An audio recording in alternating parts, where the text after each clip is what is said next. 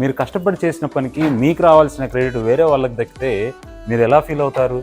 పోనీ వేరే వాళ్ళు చేసిన పనిని మీరు చేసినట్టు మీరు ఎప్పుడన్నా చెప్పుకున్నారా? మీరు ఈరోజు భూమి మీద బతుకుతున్నారంటే దానికి కారణం ఎవరు? మీరు పీలుస్తున్న ఆక్సిజన్ ఏ కంపెనీ వారు తయారు చేశారు? మీరు చూస్తున్న ఈ ఫోన్ మనిషి తయారు చేసిందే. అయితే ఆ మనిషి మెదడును తయారు చేసింది ఎవరు? ఆ చిన్న మెదడులో ఇన్ని అద్భుతమైన ఆలోచనలు పెట్టింది ఎవరు? అద్దంలో నిన్ను నువ్వు చూసుకొని మురిసిపోతుంటావు కదా.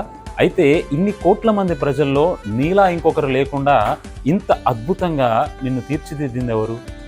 దేవుడు నిన్ను ప్రేమిస్తున్నాడు కాబట్టే, నువ్వు నశించిపోవడం ఆయనకి ఇష్టం లేదు కాబట్టే నీకోసం ఆయన ఈ భూమి మీదకి దిగి వచ్చాడు. కలువరి సిలువలో తన రక్తాన్ని కార్చాడు, నీకు రక్షణ భాగ్యాన్ని ఇచ్చాడు. మీరు విశ్వాసము ద్వారా కృపచేతనే రక్షింపబడి ఉన్నారు. ఇది మీ వలన కలిగినది కాదు, దేవుని వరమే. అది క్రియల వలన కలిగినది కాదు గనుక ఎవడునూ అతిశయపడ వీలు లేదు.